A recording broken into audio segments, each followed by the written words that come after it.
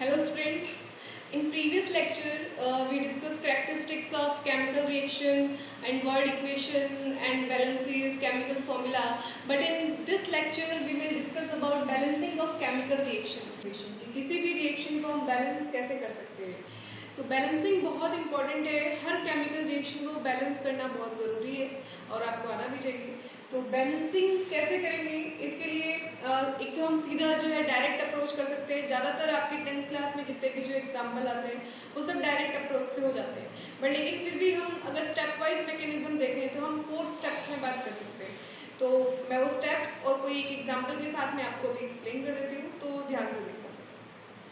तो सबसे पहला मैं एग्जांपल ले रही हूँ यहाँ पे Fe plus H2O is converted into Fe3O4 plus hydrogen gas. यही एग्जांपल आपके एनसीईआरटी की बुक में भी लिया गया है और इसी एग्जांपल के थ्रू वहाँ पे भी एक्सप्लेन किया गया है. तो इसमें आपको सबसे पहले क्या करना होता है, LHS और RHS दोनों को अलग अलग कर लेना चाहिए. बीच में एक लाइन लगाओ, LHS और RHS दोनों को आप अलग अलग कर लीजिए. और उसके बाद में जितने भी एलिमेंट्स प्रेजेंट हैं उनके कितने नंबर हैं, उन एलिमेंट्स के नंबर ऑफ एटम्स कितने हैं वो आप लिख लीजिए. सबसे पहले इधर आयरन, हाइड्रोजन, ऑक्सीजन. उसके बाद में आयरन, हाइड्रोजन, ऑक्सीजन. तो सबसे पहले इनके मैं नंबर लिख लेती हूँ. यहाँ पे आयरन है 1, हाइड्रोजन है 2, ऑक्सीजन है 1. Iron 3, hydrogen 2, oxygen 4. तो LHS और RHS में अगर हम कंपेयर करें तो दोनों साइड जो एलिमेंट्स के नंबर ऑफ एटम्स जो है वो इक्वल नहीं है. आयरन यहाँ पे LHS में 1 है और RHS में 3 है. LHS में हाइड्रोजन, RHS दोनों में हाइड्रोजन सेम है बट लेकिन ऑक्सीजन सेम नहीं है. तो सबसे पहले हम इसके लिए क्या करेंगे, सबसे पहले हम लोग मेटल को बैलेंस करेंगे. इसमें जो भी मेटल है उसको हम बैलेंस करेंगे. बैलेंस करने का मतलब है LHS और RHS में दोनों में हमें मेटल को सेम करना है. उसके साथ में हमें उसे किसी कोफिशिएंट से मल्टीप्लाई करना है कि उनके नंबर ऑफ एटम सेम हो जाए. इसको जो नीचे जो लिखा जाता है जैसे Fe3O4, तो ये दोनों इनको हम बोलते हैं सबस्क्रिप्ट. सबस्क्रिप्ट को हम चेंज नहीं कर सकते पर लेकिन उसके आगे यहाँ कुछ लगा सकते हैं जिसको हम कोफिशिएंट बोलते हैं. और कोफिशिएंट लगा करके हम इस रिएक्शन में आयरन को बैलेंस कर सकते हैं. तो मैंने सबसे पहले LHS में आयरन के सामने 3 जो है वो कोफिशिएंट लगाया, 3 से इसको मल्टीप्लाई किया और मल्टीप्लाई करने पे मैंने यहाँ पे 1 की बजाय 3 लिख दिया. तो यहाँ पे LHS और RHS दोनों साइड में आयरन 3 इक्वल हो चुके हैं. उसके बाद में हाइड्रोजन दोनों इक्वल है. हम लोग बात करते हैं ऑक्सीजन की. तो ऑक्सीजन LHS में 1 है, RHS में 4 है. तो दोनों को इक्वल करने के लिए कैसे इनको किससे मल्टीप्लाई करें कि दोनों साइड इक्वल आ जाए, तो उसके लिए हमें करना होगा कि अगर हम यहाँ पे अगर इसको 2 से मल्टीप्लाई कर देते हैं, अगर हम इसको 2 से मल्टीप्लाई करते हैं तो यहाँ ऑक्सीजन 2 हो जाएंगे और यहाँ पे ऑक्सीजन 4 है, अभी भी नहीं हो. उसके बाद में अगर मैं यहाँ पे 3 से मल्टीप्लाई कर दूँ, 3 से मल्टीप्लाई कर दूँ तब भी यहाँ पे 3 ऑक्सीजन और यहाँ पे 4 ऑक्सीजन, अभी भी ये इक्वल नहीं हो रहे. उसके बाद में मैंने इसके सामने यहाँ पे कोफिशिएंट लगाया 4 ऑक्सीजन लगाने पे यहाँ पे भी 4 ऑक्सीजन कंप्लीट हो रहे हैं. तो दोनों साइड 4 ऑक्सीजन कंप्लीट है. तो मैंने यहाँ 1 की बजाय 4 लिखा और यहाँ पे ऑलरेडी 4 है. तो आयरन और ऑक्सीजन दोनों इक्वल हो चुके हैं. हाइड्रोजन की बात करें तो यहाँ पे हाइड्रोजन 8 है और यहाँ पे हाइड्रोजन 2 है. तो हाइड्रोजन तो डिफरेंट हो गए क्योंकि यहाँ पे 2 की बजाय हाइड्रोजन भी कितने हो चुके हैं, 8 हो चुके हैं. तो हमें यहाँ पे भी हाइड्रोजन को मल्टीप्लाई करना पड़ेगा, कोफिशिएंट लगाना पड़ेगा 4. तो यहाँ पे 2 की बजाय हाइड्रोजन हो जाएंगे 8. अब LHS और RHS दोनों साइड हम कंपेयर कर सकते हैं. आयरन 3, LHS में हाइड्रोजन 8, RHS में भी हाइड्रोजन 8, ऑक्सीजन 4, RHS में भी ऑक्सीजन 4. तो this reaction is balanced now. तो इस तरीके से हम किसी भी रिएक्शन को बैलेंस कर सकते हैं. तो इसके बाद में हम एक और एग्जांपल लेते हैं. ये एग्जांपल जो है आपकी एनसीईआरटी की बुक के अंदर है और स्टेप वाइज वहाँ पे लिखा हुआ है और हमने उसी एग्जांपल के साथ यहाँ पे बात की. उसके बाद में नेक्स्ट जो है मैं एक एग्जांपल और लिख रही हूँ.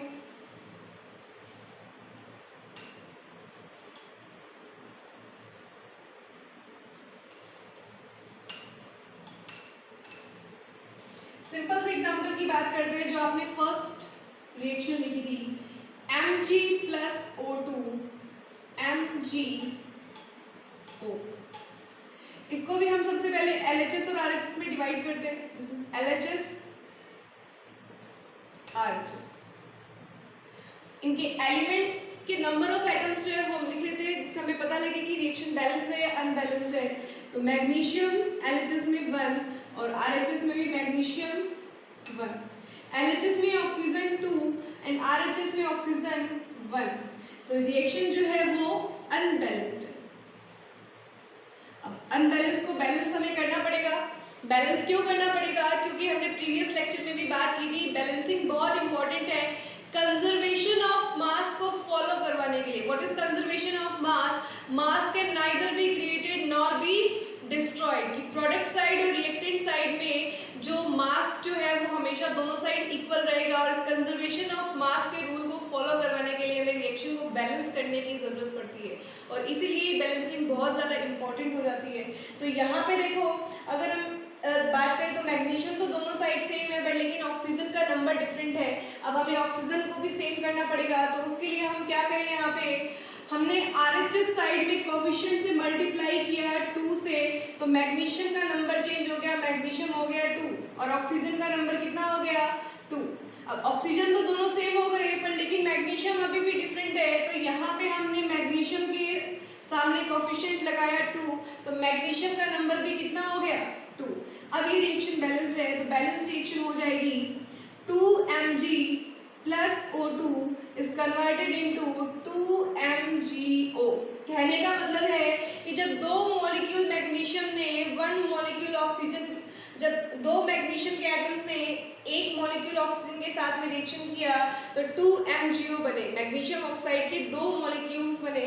तो ये जो रिएक्शन है नाउ इट इज बैलेंस्ड। उसके बाद भी नेक्स्ट हम एक और एग्जांपल की बात करते हैं।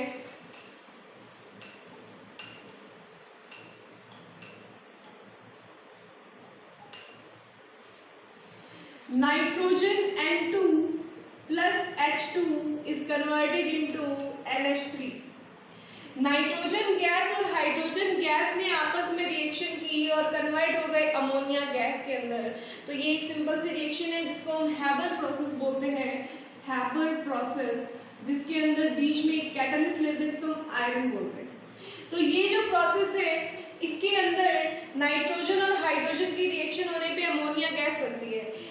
इसको भी बैलेंस लिखने के लिए हमने सबसे पहले इसको LHS और RHS में डिवाइड किया, LHS और RHS, और यहाँ पे जितने एलिमेंट प्रेजेंट हैं उनके नंबर ऑफ एटम्स हमने लिखे। तो नाइट्रोजन यहाँ पे 2 है, हाइड्रोजन यहाँ पे 2 है, इधर लिखे तो नाइट्रोजन 1 एंड हाइड्रोजन 3। तो सबसे पहले हम बात करते हैं नाइट्रोजन की। तो नाइट्रोजन LHS में 2 है और RHS में 1 है। हाइड्रोजन की बात करें तो हाइड्रोजन LHS में 2 है और RHS में 3 है। तो सबसे पहले हम यहाँ पे नाइट्रोजन को बैलेंस करेंगे। नाइट्रोजन को बैलेंस कैसे करेंगे? LHS में 2 है तो RHS में अगर हम 2 कोफिशिएंट से मल्टीप्लाई कर देते हैं तो यहाँ पे नंबर ऑफ नाइट्रोजन कितने हो जाएंगे 2। तो हमने 1 की बजाय यहाँ पे लिख दिया 2। अब 1 की बजाय 2 हो गया तो हाइड्रोजन का नंबर भी यहाँ चेंज हो गया और 3 की बजाय हाइड्रोजन कितने हो गए 6 हो गए।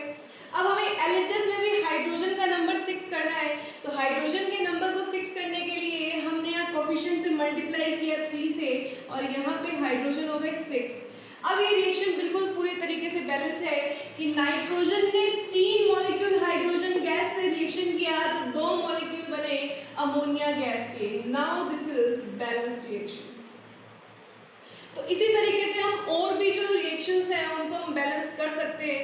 इसके लिए बहुत सारे एग्जांपल आपकी NCERT की बुक की जो एक्सरसाइज है उसके अंदर दी हुई है, तो मैं आपको पेज नंबर बता देती हूँ और उस पेज नंबर को आप नोट कर लीजिए और मैं आपको क्वेश्चन नंबर भी बोल देती हूँ। तो पेज नंबर 15,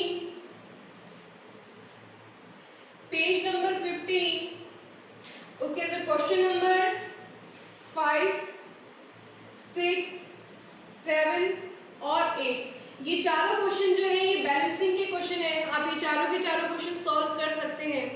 उसके बाद में अगर किसी भी क्वेश्चन में आपको फॉर्मूला लिखने के अंदर किसी भी टाइप की प्रॉब्लम हो तो फिर से बैलेंसिंग वैलेंसी के साथ में अगर आप फॉर्मूला लिखेंगे तो कहीं पे भी फॉर्मूला लिखने में किसी टाइप की कोई प्रॉब्लम नहीं आएगी। अगर कहीं पे लिखा हो बर्निंग इन एयर, तो बर्निंग इन एयर का मतलब होता है ऑक्सीजन के साथ रिएक्शन, ऑक्सीजन की प्रेजेंस में रिएक्शन, तो वहां पे आपको ऑक्सीजन के साथ में रिएक्शन करनी होगी।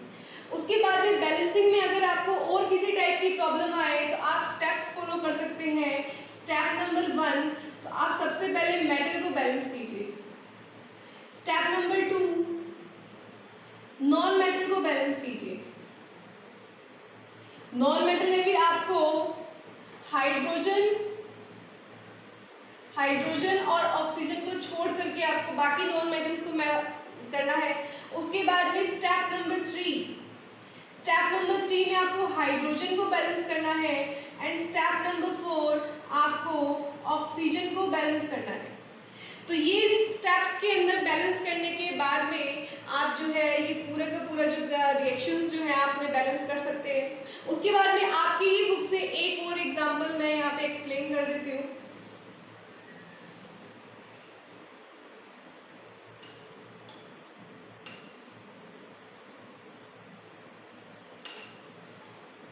तो बुक में एक क्वेश्चन दिया हुआ है, बुक में क्वेश्चन है balance the following chemical equation, question number 6। इसका सेकंड क्वेश्चन है NaOH plus H2SO4 is converted into Na2SO4 plus H2O। इस रिएक्शन को हमें बैलेंस करना है, तो इसको बैलेंस करने के लिए हमें सबसे पहले हम इसको लिखेंगे LHS और RHS में।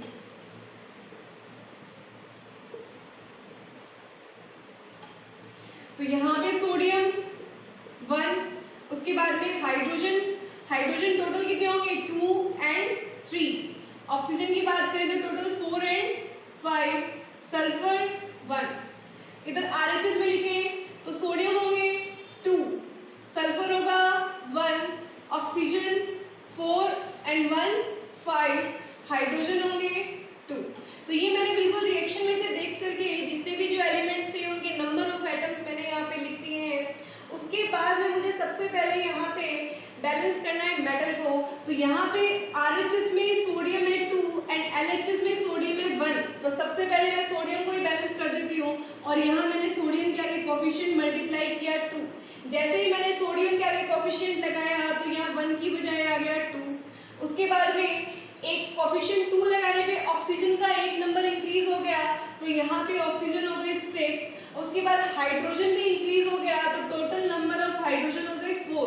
तो ये कोफिशिएंट 2 से मल्टीप्लाई होते ही सोडियम, हाइड्रोजन, ऑक्सीजन इनके नंबर्स में चेंज हो गया है एटम्स के, तो वो मैंने यहाँ पे मेंशन कर दिए। उसके बाद में हमें हाइड्रोजन और ऑक्सीजन के अलावा जो एलिमेंट है, जो नॉन मेटल है, हमें उसे बैलेंस करना होगा। तो हम देख सकते हैं दोनों साइड वो एलिमेंट बैलेंस्ड है। एलएचएस में भी सल्फर 1 है और आरएचएस में भी सल्फर 1 है। उसके बाद में हम बैलेंस करेंगे हाइड्रोजन को, तो हाइड्रोजन एलएचएस साइड में 4 है और आरएचएस साइड में हाइड्रोजन 2 है। तो हमने आरएचएस साइड में हाइड्रोजन H2O के सामने कोफिशिएंट से मल्टीप्लाई किया 2 से, तो टोटल नंबर ऑफ हाइड्रोजन यहाँ पे हो गए हैं 4।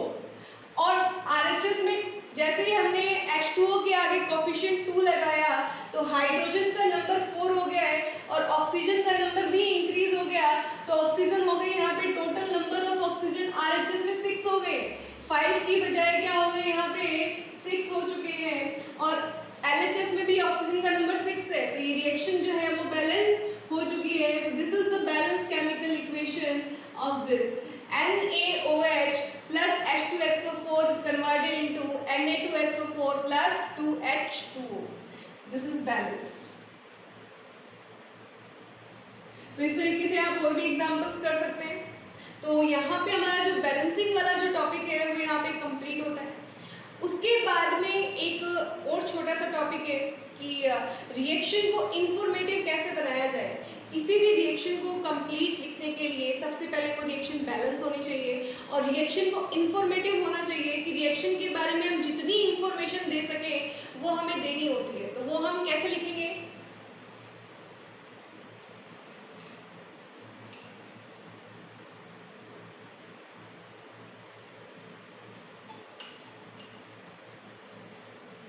मैं एक सिंपल से एग्जांपल की बात करती हूँ। हमने एक रिएक्शन लिखी थी Mg plus O2 is converted into MgO। इस रिएक्शन को हमने सिर्फ इसी तरीके से लिखा Mg plus O2 plus MgO, पर लेकिन क्या हमें इस रिएक्शन को देख करके ये पता लगता है कि कौन सा एलिमेंट इसमें किस स्टेट में है? बिल्कुल नहीं पता लग रहा। इस रिएक्शन में हो क्या रहा है ये भी हमें नहीं पता चल रहा है। तो इसके लिए हमें सबसे पहले इस रिएक्शन को इंफॉर्मेटिव बनाना होगा। तो मैग्नीशियम मुझे पता है सॉलिड स्टेट के अंदर है, तो मैंने इसके सबस्क्रिप्ट में लिखा S। S का मतलब सॉलिड। ऑक्सीजन जो गैस है उसके सबस्क्रिप्ट में मैंने लिख दिया G, तो इससे मुझे इसकी स्टेट का पता चला कि ये गैस है। उसके बाद में मैग्नीशियम ऑक्साइड ये पाउडर फॉर्म में बनेगा, इसका मतलब ये भी सॉलिड है, तो इसके नीचे मैंने सबस्क्रिप्ट में लिखा S, इसका मतलब ये होगा सॉलिड। उसके बाद में एक रिएक्शन हमने लिखी थी Zn plus H2SO4 is converted into ZnSO4 plus hydrogen. इस रिएक्शन को इंफॉर्मेटिव हम बनाने के लिए सबसे पहले बताएंगे कि जिंक की स्टेट कौन सी है। जिंक हमें लैब में सॉलिड स्टेट में मिलेगा, इसलिए मैंने जिंक के सबस्क्रिप्ट में लिखा सॉलिड S। H2SO4 इसकी स्टेट होती है एक्वस। एक्वस का मतलब होता है कि प्योर लिक्विड के अंदर कुछ ना कुछ मिक्स है, मतलब कुछ सॉल्वेंट के अंदर कुछ सॉल्यूट मिक्स है, उसको हम बोलते हैं एक्वस। जैसे वाटर होता है, वाटर प्योर लिक्विड होता है, पर लेकिन H2SO4 HCl जो भी हम लिक्विड के अंदर कोई चीज लेंगे वो होगा एक्वस होगा। तो H2SO4 यहाँ पे होगा एक्वस। ऐसे ही जिंक सल्फेट ये भी यहाँ पे बनेगा एक्वस, क्योंकि जिंक सल्फेट का सॉल्यूशन होगा और सॉल्यूशन जो होता है वो एक्वस होता है, और हाइड्रोजन जो होगी वो गैस होगी, तो इसके सबस्क्रिप्ट में हमने लिखा गैस। अब गैस जो है वो इवॉल्व होती है, रिलीज होगी, तो यहाँ पे मैंने अपवर्ड डायरेक्शन में एक एरो लगाया, और एरो लगाने से मुझे पता लगा कि यहाँ पे हाइड्रोजन गैस रिलीज हो रही है। उसी तरीके से एक और एग्जांपल मैंने लिखा था PbNO3 का whole twice plus Ki is converted into PbI2 plus KNO3। ये आपकी थी एक्टिविटी नंबर 1.3। तो लेड नाइट्रेट जो है ये हमने एक्वस लिया है। एक्वस का मतलब कि हमने पाउडर को मिक्स किया है पानी के अंदर। लेड नाइट्रेट जो है वो हमें पाउडर स्टेट में मिलेगा। लैब के अंदर व्हाइट कलर का पाउडर हमने उसे पानी में मिक्स किया और उसको एक्वस स्टेट में लिया है। बिल्कुल इसी तरीके से Ki पोटेशियम आयोडाइड भी हमें लैब में व्हाइट कलर के पाउडर की फॉर्म में मिलेगा, और हमने इसको भी पानी में मिक्स करके इसको एक्वस स्टेट में लिया और दोनों को हमने आपस में मिक्स कर दिया। और दोनों को आपस में मिक्स करने के बाद में हमें एक सॉलिडिफाइड मटेरियल मिला, नीचे येलो कलर का पीपीटी, येलो पीपीटी। और पीपीटी के लिए हम डाउनवर्ड डायरेक्शन में इस तरीके से एरो दिखाएंगे। इसका मतलब है कि टेस्ट ट्यूब में पीपीटी जो है वो नीचे जमा हो गया है, और ये येलो कलर का पीपीटी हमें मिलेगा, और एक्वस सॉल्यूशन हमें मिलेगा KNO3 का। तो इस तरीके से हम यहाँ पे रिएक्शन को इंफॉर्मेटिव बना सकते हैं। अगर कोई रिएक्शन किसी पर्टिकुलर टेम्परेचर पे होती है तो उस पर्टिकुलर टेम्परेचर को हम इस एरो के ऊपर लिखते हैं। अगर किसी रिएक्शन कोई पर्टिकुलर कैटलिस्ट की प्रेजेंस में होती है तो उसको भी हम इस एरो के ऊपर लिखते हैं। और कोई पर्टिकुलर टेम्परेचर या फिर कोई पर्टिकुलर प्रेशर के ऊपर अगर कोई रिएक्शन होती है तो उसको भी हम इस एरो के ऊपर ही लिखते हैं। जैसे एक रिएक्शन है N2 plus H2 is converted into NH3। Nitrogen यहाँ पे गैस है, हाइड्रोजन यहाँ पे गैस है, और अमोनिया जो है वो भी गैस है। ये रिएक्शन यहाँ पे आयरन की प्रेजेंस में होती है, तो आयरन को हमने इस एरो के ऊपर शो किया, तो यहाँ पे कैटलिस्ट की तरह काम करता है। कैटलिस्ट वो होता है जो रिएक्शन की रेट को एनहेंस करते हैं या फिर रिएक्शन की रेट को डिक्रीज करते हैं। तो कैटलिस्ट खुद तो अनचेंज रहते हैं रिएक्शन के अंदर, उनमें किसी टाइप का कोई चेंज नहीं होता, पर लेकिन वो रिएक्शन की रेट को चेंज कर देते हैं। तो बिना आयरन के रिएक्शन हो नहीं सकती, पर लेकिन रिएक्शन आयरन को जो रिएक्शन के बाद में उसमें किसी तरीके का चेंज नहीं होगा, तो हमने इसको एरो के ऊपर लिखा है। उसके बाद में एक और एग्जांपल की बात करते हैं, जैसे जो